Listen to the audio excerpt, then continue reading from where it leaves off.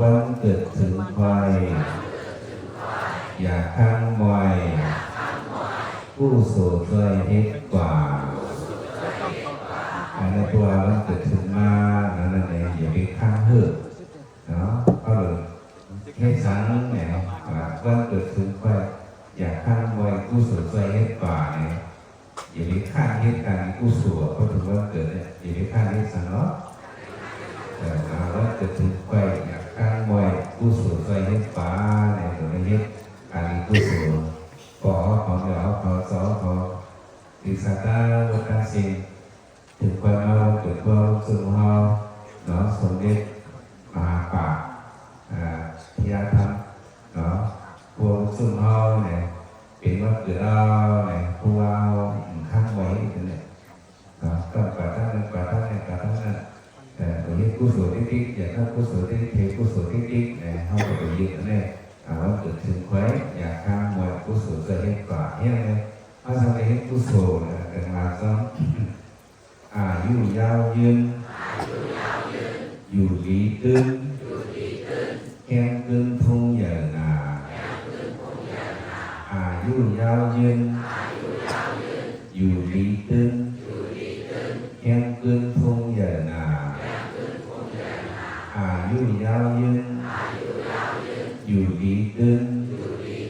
แห้งตึงทุ่งใหญ่นาคนอันนี้ทุ่งใหญ่กลางใหญ่นั่นเขาให้สังหารเขาให้ผู้สูงแต่เขาให้สังหารเพราะสุกว่าคนนี้ทุ่งใหญ่กลางใหญ่ก็ไม่ถึงเขาเป็นอะไรอากุศลเป็นอะไรกุศลเป็นกุศลเนี่ยป่ะนะอายุยาวยืนแบบอย่างนี้แหละกุศลนี่เป็นอายุเขายืนยาวอายุยืนยาวไปอยู่ที่เขาเที่ยวในการกุศลก็จะสื่อสารนี่ก็พวกเราหน้าตาก็สื่อสารมาพวกจะสุขผมจะตัวขาดตัวสร้างว่าจะให้เจอใหม่ในเราพวกนั้นใหม่ที่ก็หาเงินของมันตั้งแต่หาใครอย่างเงี้ยแต่ว่าอายุยาวยืนอยู่ดีขึ้นแห้งขึ้นทุ่งใหญ่หนาแห้งขึ้นเป็นพระเป็นอย่างนี้อย่างนี้แห้งแห้งกระพิเศษกาแห้งขันขีถึงอย่างนี้แห้งขึ้นทุ่งใหญ่หนาและทุ่งกลางก็ใหญ่ว่ะเนาะแห้งขึ้นทุ่งใหญ่หนาแต่มาจนเป็นกุศลพันดีในยันขีสีใจต้องหมายกว่ากุศลพันดีในยันขีสีใจต้องหมายกว่าเที่ยงในสังเกตการกุศลการกุศลนั้นเอาออกก้นทุกอย่างการขี่ในวัดเนาะสันติทุกข์สาทุกข์แบบนี้ทุกข์มรณะทุกข์นั้นกุศลเนี่ยเอาออกมงคลเราเนี่ยเด่นเราขี่กุศลเราการกุศลเราถึงมาผลแล้วเราก็เอาออกมงคลเราถึงแล้วเนี่ยนะเขาเป็นมาตอนหนึ่งการวันเกิดถึงใครอยากข้ามไวผู้สูงวัยเล็กกว่าอายุยาวยืนอยู่ดีตึงแข็งตึงพุ่งใหญ่หนาผู้สูงพันดีเลยยันขีสีเสต้องหมายกว่าเนี่ยวันเกิดนี้ถึงมาเนี่ยถึงเหตุการณ์ผู้สูงที่ผักต้นแบบว่าอันหนึ่งว่าเป็นวันเกิดแน่เนี่ยห้องดีลึ่งแน่ก็มี3 เปิงมี3 นิ้วอะไรก่อนมาต้นเนาะวันเกิดถึงมา3 เปิงตาเอา5 ปีลึ่งกว่าวันเกิดถึงมา3 เปิงตาเอา5 ปีลึ่งกว่าก็เป็นวันเกิดเนี่ยอย่าไปลึ่ง3 เปิงอย่าไปลึ่งไหนเบิ้งอย่าไปลึ่ง3 เปิงเรื่องวันเกิดนั่นเองค่อยปีไม่แต่วันเกิดเป็นเกาะแต่ว่าเป็นวันเกิดสื่อนะเพราะนอนแล้วกันนั่นเดือนแล้วกายอยู่นอนนั่นพวกขึ้นตื่นถ้าเราเกิดแล้วมันจะพวกนอนเนี่ยมันขึ้นตื่นก็กว่าช่วยเราเนาะแต่วันเกิดจริงมา3 ตุลาปีลืมกว่าปีลืม3 นั่นเองของอาจารย์เพราะว่าเกิดถึงในปีลืมวันเกิดถึงมา3 ตุลาปีลืมกว่าเอาปากก็ พ่อแม่อย่าลืมผู้สูญซึ่ง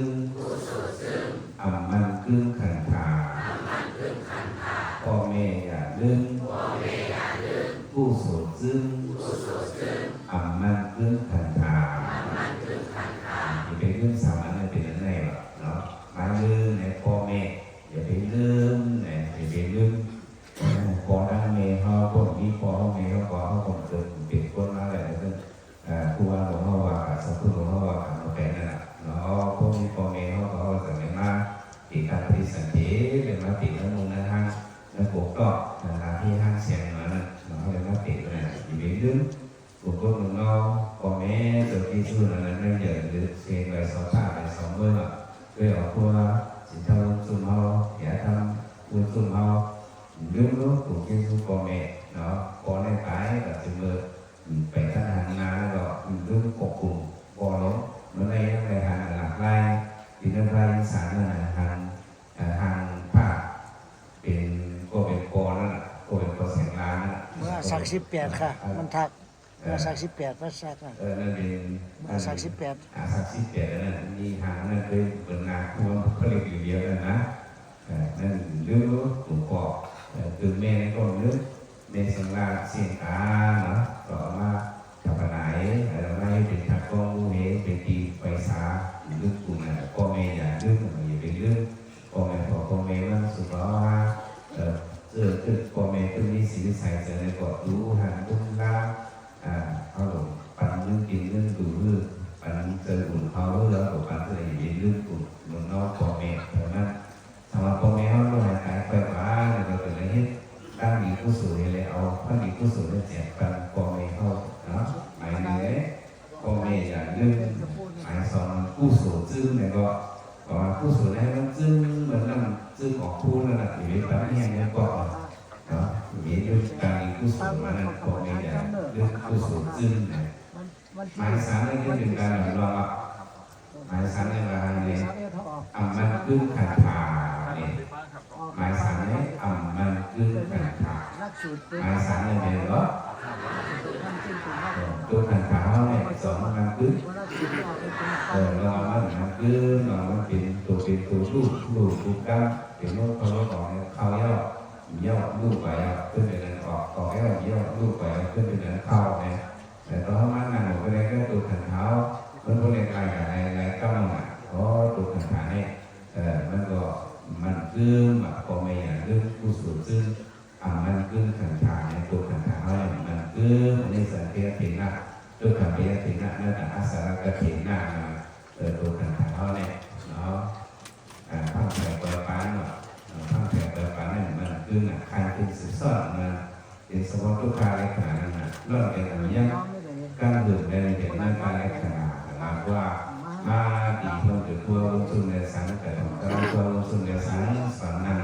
พอหลังจากท่านนั้นให้ผู้สังนี่สังเกตผิดหน้าผู้สังเกตผิดหน้านักการสารกัดผิดหน้าในผู้เหล่านี้จะได้เป็นตัวลงนั้นสุดยอดฮะที่เป็นเรื่องนี้พอมีเรื่องผู้สูงซึ่งมันคือขันธานี่เป็นของทางนั้นเกิดได้สุดยอดกันแต่สินค้าวัตถุเขาพยายามสุดเขาเนี่ยก็ให้อายุยืนยาวปฏิยาเข้าในก่อนคือศาสนาพระเป็นเจ้าเพื่อเสนอเมืองเขาหนอกเมืองนั่นหลุดก่อนพาให้สุดไทยเจอศาสนาปะอียาเข้าลงสิ่งนั้นเลยที่ข้า